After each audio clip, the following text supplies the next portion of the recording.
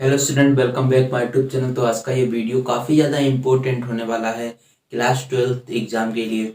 और पिछली वीडियो में मैंने आपको वर्णनदाता बताया था, यानी कलर ब्लाइंडनेस क्या होता है। यदि आपको समझ में आ गया होगा तो काफ़ी ज़्यादा बढ़िया है। यदि आपको समझ में नहीं आया है तो आज हीमोफीलिया में आपको बताऊंगा, तो हीमोफीलिया से ही वो रिलेटेड आता है। ठीक है, तो वंशागति और विविधता के सिद्धांत चैप्टर से ये लिया गया, काफी ज्यादा इम्पोर्टेंट प्रश्न परीक्षाओं में पूछा जाता है इसके बारे में, हीमोफीलिया। ठीक है, तो चलिए समझते हैं क्या होता है हीमोफीलिया। तो देखिए, सबसे पहले एक वैज्ञानिक थे जोहन आटो। जोहन आटो ने 1803 ईस्वी में इसकी खोज की थी। ठीक है, यानी इसे सबसे सर्वप्रथम देखा था या खोज की थी। और जोहन आटो ने इस हीमोफीलिया को ब्लीडर रोग कहा। ब्लीडर रोग, ठीक है, तो हम इसे हीमोफीलिया भी कह सकते हैं और ब्लीडर रोग भी कह सकते हैं। कई कई बार क्या होता है, परीक्षाओं में ये ब्लीडर रोग के नाम से पूछा जा सकता है। क्योंकि इसे ब्लीडर रोग क्यों कहते हैं? क्योंकि इसमें ब्लीडिंग होती रहती है। ठीक है, खून की ब्लीडिंग होती रहती है। यदि इससे कोई ग्रसित व्यक्ति होता है, ठीक है, संक्रमित कोई इससे व्यक्ति होता है, यदि वो कट जाता है, किसी भी सहायता से कट जाए, तो क्या होता है कि उसका जो ब्लड होता है वो लगातार बहता रहता है, ब्लीडिंग लगातार होती रहती है। इसीलिए हम इसे क्या कहते हैं? ब्लीडर रोग कहते हैं। अभी आपको अच्छी तरह से समझ में आ जाएगा। और यहाँ पर लिखा गया है ये अनुवांशिक है, यानी माता पिता से संतानों में जाता है। ठीक है, तो काफी सिंपल है। और इसका जो जीन है हीमोफीलिया का, वो एक्स लिंक गुणसूत्र पर उपस्थित होता है। जैसा कि वर्णनता में आपने देखा होगा कि उसका भी जो जीन है वो भी कहाँ उपस्थित था? एक्स लिंक गुणसूत्र के ऊपर उपस्थित था। ठीक है, इससे जो ग्रसित व्यक्ति होता है हीमोफीलिया से, देखिए, उसका अंग यदि कोई सा अंग कट जाता है तो रक्त जो होता है वो लगातार बहता रहता है, रक्त का थक्का नहीं जमता है। रक्त रक्त जो होता है उसकी ब्लीडिंग लगातार होती रहती है, इसीलिए हम इसे ब्लीडर रोग कहते हैं। ठीक है, क्या लिखा हुआ है? रक्त का लगातार बहना, ठीक है, लेकिन खून का थक्का नहीं जमता है। ओके, तो ये इसकी खास बात होती है कि इससे जो व्यक्ति ग्रसित होता है, यदि वो किसी भी सहायता से कट जाता है तो लगातार उसका रक्त बहता रहता है और रक्त का जो थक्का होता है वो नहीं जमता है। तो ये काफी ज्यादा इसका की पॉइंट है, आपको पता होना चाहिए। अगला यहाँ पर लिखा गया है कि इसे ईएच से प्रदर्शित करते हैं। जो हीमोफीलिया है इसको हम ईएच से प्रदर्शित करते हैं।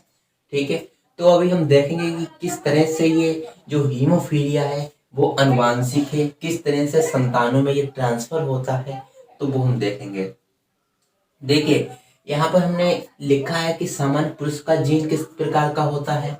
लिंग गुणसूत्र यानी। ठीक है, और यहाँ पर जो हीमोफीलिया से जो ग्रसित पुरुष होता है उसका कैसा लिंग गुणसूत्र होता है? जो सामान्य स्त्री होती है उसका कैसा होता है? और हीमोफीलिया हीमोफीलिया से जो ग्रसित स्त्री होती है, ठीक है, तो उसका जो लिंग गुणसूत्र होता है वो किस प्रकार का होता है?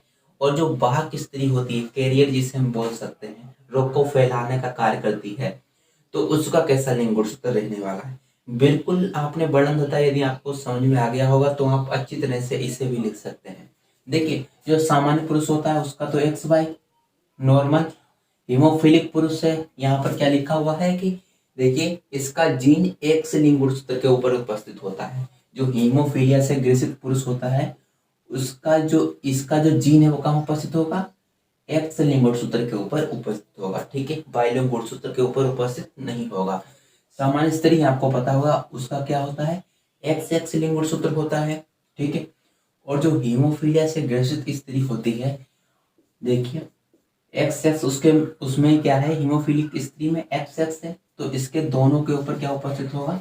हीमोफीलिया का जीन उपस्थित होगा। देखिए, वाहक स्त्री में किस प्रकार से हीमोफीलिया का जीन उपस्थित होता है?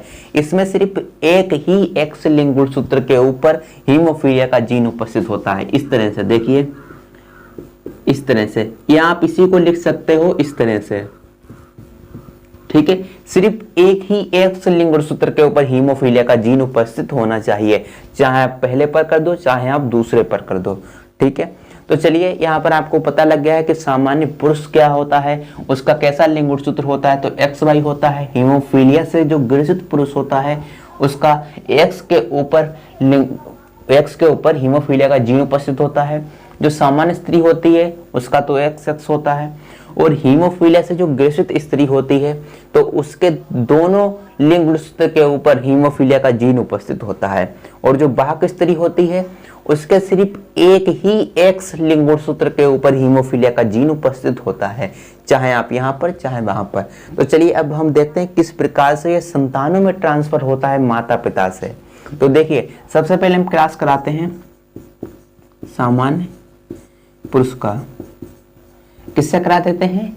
हीमोफिलिक स्त्री से, जो हीमोफीलिया से ग्रसित है उस स्त्री से हम इसका विवाह करा देते हैं।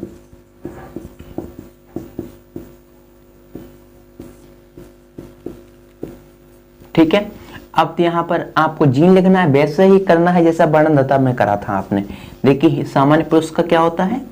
XY होता है। हीमोफीलिया से जो ग्रसित स्त्री होती है उसका कैसा होता है? ठीक है, इस तरह से होता है हीमोफिलिक स्त्री में। अब हम इसका क्रॉस करा देते हैं, आपको वैसे ही करना है जैसा मैंने पहले बताया था आपको वर्णनदाता में। ओके, X यहाँ पर लिखना है आपको और Y यहाँ पर लिखना है। X यहाँ पर लिखना है और XH यहाँ पर लिखना है। ये हीमोफीलिया से ग्रसित है और ये सामान्य पुरुष है। तो देखिए यहाँ पर लिखना है, पहले ये इसको लिखना है फिर इसको बाद में लिखना है। ठीक है, फिर इसको यहाँ पर लिखना है, इसको यहाँ पर लिखना है। ठीक है, बिल्कुल सरल है, आप अच्छी तरह से कर सकते हो। ठीक है, इसको पहले लिखना है फिर Y को बाद में लिखना है। ये आपका हो गया है क्रॉस। अब देखिए इसमें आपको क्या क्या मिला है? 50% X, H और X, यानी ये किसका लिंग गुणसूत्र है? X, H और X वाहक स्त्री का है। तो वाहक लड़की पैदा होंगी, ठीक है 50%, और 50% क्या प्राप्त होंगे? हीमोफिलिक पुरुष प्राप्त होंगे, हीमोफीलिया से ग्रसित व्यक्ति प्राप्त होंगे। ठीक है, तो देखिए यहाँ पर हम लिख के दे रहे हैं, देखिए XH X, ठीक है, और यहाँ पर क्या है? XHY, ठीक है। ये दोनों क्या हैं? लड़की। कैसी लड़की हैं? आप यहाँ पर देख सकते हो साफ साफ की वाहक स्त्री हैं। ठीक है, वाहक स्त्री हैं। कितनी हैं? 50%। ओके, और ये क्या है? ये हीमोफीलिया से ग्रसित लड़के पैदा होंगे। हीमोफिलिक ग्रसित हम सीधे लिख के दे रहे हैं। ठीक है, ग्रसित लड़का या पुरुष। ठीक है, बात तो एक ही है। और ये कितने हैं? 50%। ओके, तो 50% वाहक स्त्रियां प्राप्त होंगी, यानी लड़कियां, और ग्रसित लड़के प्राप्त होंगे हीमोफीलिया से। ठीक है, यदि हम सामान्य पुरुष और हीमोफिलिक स्त्री का विवाह करा देते हैं तो आई होप आप समझ पाए होंगे कि सामान्य जो पुरुष होता है और हीमोफिलिक स्त्री से यदि हम विवाह करा देते हैं तो क्या होता है, पता लग गया है। अब हम देखते हैं आगे।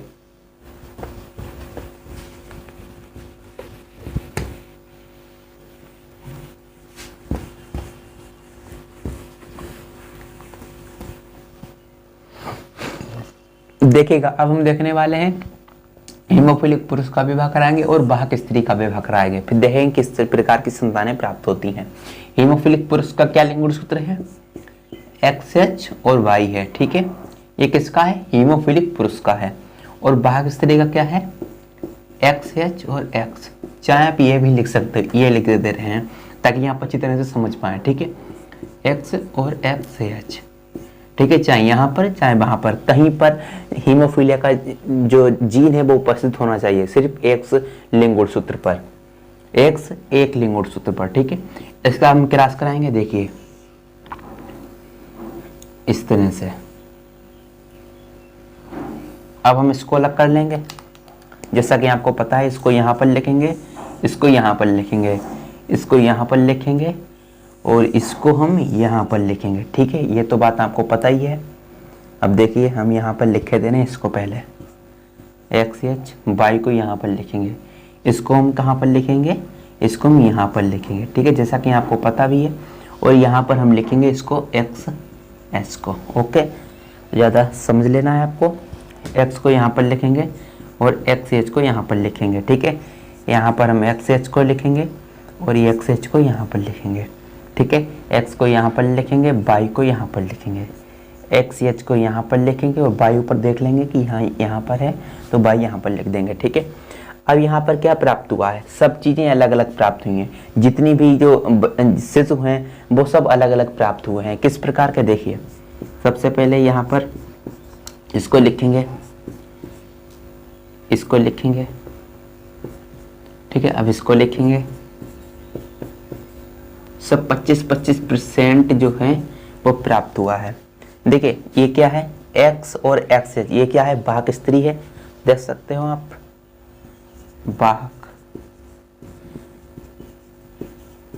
वाहक स्त्री है। और एक्स वाई क्या है, ये सामान्य पुरुष है, सामान्य पुरुष। एक्स एच और एक्स एच क्या है, हीमोफिलिक स्त्री है, हीमोफीलिया से ग्रसित, हीमोफिलिक स्त्री। ठीक है। एक्स एच और वाई क्या है, हीमोफिलिक पुरुष, हीमोफिलिक पुरुष। ठीक है, ये तो सेम ही है। ओके, तो ये क्या है, ये जो है 50% है, वाहक स्त्री क्या है 50% है, और सामान्य पुरुष ये भी क्या कह रहे हैं यार, ये 25% है। ठीक है, ये 25% है, ये भी 25% है, ये 25% है, ये 25% है। ठीक है, तो यहाँ पर जो चारों संतान है वो किस प्रकार की प्राप्त होने वाली हैं, अलग अलग प्राप्त होने वाली है। ठीक है, 25-25%। तो यदि हम क्या करेंगे, हीमोफिलिक पुरुष, हीमोफीलिया से ग्रसित पुरुष और वाहक स्त्री का यदि हम विवाह करा देते हैं तो ये संतानें प्राप्त होंगी। ओके, तो ये भी आप क्लास अच्छी तरह से समझ चुके होंगे। चलिए आगे बढ़ते हैं।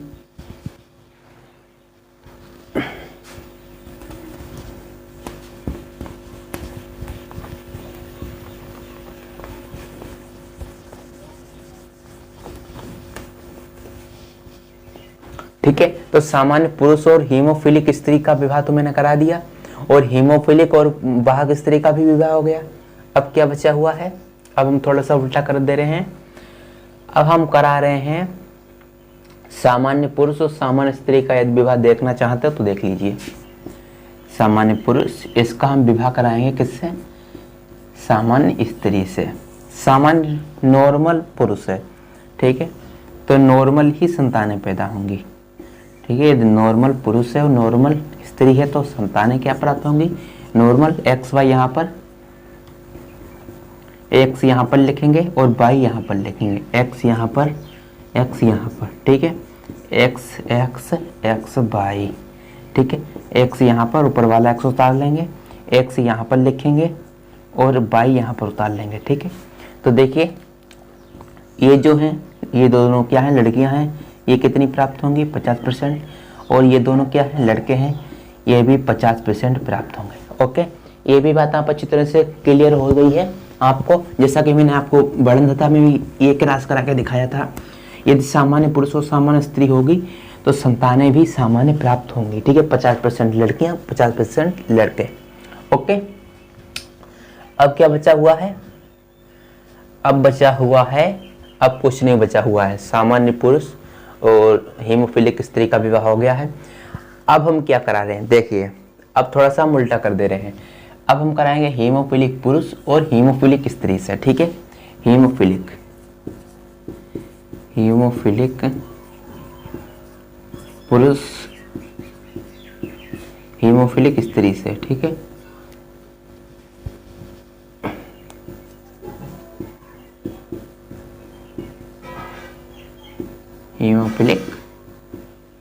हीमोफिलिक स्त्री से हम इसका विवाह करा दे रहे हैं। हीमोफिलिक पुरुष का क्या होता है, लिंग गुणसूत्र देख सकते हो आप। ठीक है, और हीमोफीलिया से ग्रसित स्त्री जो होती है उसका कैसा होता है, लिंग गुणसूत्र इस प्रकार से होता है। चलिए क्रॉस करा देते हैं, इसको थोड़ा सा सही से लिख दे रहे हैं। ओके, चलिए इसका हम क्रॉस करा दे रहे हैं, देखते हैं किस प्रकार की होती हैं संतानें। एक्स एच को यहाँ पर लिखेंगे, वाई को यहाँ पर लिखेंगे। अब तो आप क्रॉस अच्छी तरह से कर रहे होंगे। ठीक है, इस तरह से आपको लिख देना दोनों तरफ। आप सबसे पहले इसको लिखेंगे, इसको लिखेंगे, इसको लिखेंगे यहाँ पर और बाई को यहाँ पर लिख देंगे। ओके, बिल्कुल नॉर्मल सा है, ठीक है। इसको यहाँ पर लिख दिया, बाई को यहाँ पर लिख दिया, ठीक है। यहाँ पर क्या क्या मैच कर रहा है, ये दोनों मैच कर रहे हैं और ये दोनों मैच कर रहे हैं, तो 50% ये हो गया। ये दोनों क्या है, एक्स एच बाई, ये क्या है, हीमोफिलिक पुरुष है। यहाँ पर लिख भी दे रहे हैं हीमोफिलिक पुरुष, हीमोफिलिक पुरुष। ओके, और यहाँ पर क्या है, एक्स एच और एक्स एच, एक्स क्या है, ये हीमोफिलिक स्त्री है, हीमोफिलिक लड़कियां प्राप्त होंगी, ठीक है। तो जैसा कि आपने देखा कि यदि हम हीमोफिलिक पुरुष यानी हीमोफीलिया से ग्रसित पुरुष और हीमोफीलिया से ग्रसित स्त्री का यदि विवाह करा देते हैं तो देखिए किस प्रकार की संतानें प्राप्त होंगी। 50% तो हीमोफीलिया से ग्रसित लड़के पैदा होंगे और 50% हीमोफीलिया से जो ग्रसित होंगी वो लड़कियां होंगी, ठीक है। तो इस तरह से इसका क्रॉस होता है। तो ये भी यहाँ पर अच्छी तरह से समझ चुके होंगे। अब यहाँ पर कोई सा क्रॉस नहीं बचा है, अब आप खुद भी करके देख सकते हो, ठीक है। बिल्कुल सरल तरीके से मैंने आपको समझा दिया है। यदि हम सामान्य पुरुष और बाहक स्त्री का कराएं तो भी इसी तरह से होगा, करके देख लेना, ठीक है। तो आई होप आप समझ पाए होंगे कि हीमोफीलिया क्या होता है। इसकी जो खोज की थी वो जोहन आटो ने 1803 ईस्वी में इसकी खोज की थी और इसे ब्लीडर रोग कहा। ब्लीडर रोग इसलिए कहा ताकि इससे जो ग्रसित व्यक्ति होता है यदि वो किसी भी कारण कट जाता है इसका कोई भी पार्ट, तो क्या होता है, जो ब्लड होता है उसका लगातार बहता रहता है, लगातार ब्लीडिंग होती रहती है रक्त की, ब्लड की, ठीक है। तो इसीलिए हम इसे ब्लीडर रोग कहते हैं। कई बार परीक्षाओं में क्वेश्चन को घुमाने के लिए पूछा जा सकता है कि ब्लीडर रोग किसे कहते हैं या इसकी खोज किसने की थी।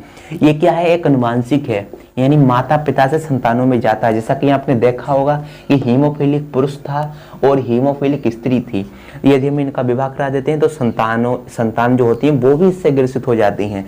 तो ये माता पिता से कहा जाता है संतानों में ट्रांसफर होता है। तो इसी को हम क्या कहते हैं, अनुवांशिक कहते हैं। ओके, यहाँ पर क्या लिखा हुआ है कि हीमोफीलिया का जो जीन होता है वो एक्स लिंग गुणसूत्र के ऊपर होता है। हीमोफीलिया का जो जीन होता है वो एक्स लिंग गुणसूत्र पर उपस्थित होता है। ओके, यहाँ पर आप देख सकते हो कि सामान्य पुरुष था तो नॉर्मल था, और हीमोफीलिया से जो ग्रसित पुरुष होगा उसमें सिर्फ एक्स लिंग गुणसूत्र होता है, तो उसके ऊपर इसका जीन उपस्थित हो गया। और जो हीमोफीलिया से ग्रसित स्त्री होती है उसमें 2 लिंग गुणसूत्र XX होते हैं, उन दोनों के ऊपर हीमोफीलिया का जो जीन होता है वो उपस्थित होता है। ओके, और यहाँ पर जो बाहक स्त्री होती है वहां पर क्या होता है, सिर्फ एक ही X लिंग गुणसूत्र के ऊपर हीमोफीलिया का जीन उपस्थित होता है। तो कई बार मैं इन बातों को बता चुका हूं, आप अच्छी तरह से इसे जान चुके होंगे। देखिए यहाँ पर यही बात को लिखा गया है कि ग्रसित व्यक्ति का अंग कट जाने से रक्त लगातार, ब्लड लगातार बहता रहता है और खून का जो थक्का होता है वो नहीं जमता है। नॉर्मल व्यक्ति में खून का थक्का जम जाता है यदि लगातार ब्लड बहता रहता है तो, ठीक है। और यहाँ पर लिखा है इसे H से प्रदर्शित करते हैं। यहाँ पर आप देख सकते हो कि हीमोफीलिया को हम H से लिखते हैं सबसे पहले, तो H का लेटर उठाकर यहाँ पर लिख दिया है हमने, ठीक है। तो ये बात आपको अच्छी तरह से पता लग गई होगी किस तरह से इसका क्रॉस कराना है और किस तरह से लिखना है इसे, ठीक है। इसी तरह से आप परीक्षाओं में लिख सकते हो, बिल्कुल जैसा कि यहाँ पर लिखा हुआ है, बस इतना लिखेंगे आपको नंबर पूरा दिया जाएगा, ठीक है। तो चलिए कई बार 2 या 3 4 नंबर में पूछ सकता है। तो चलिए अब मिलते हैं अगली वीडियो में, जब तक के लिए जय हिंद जय भारत।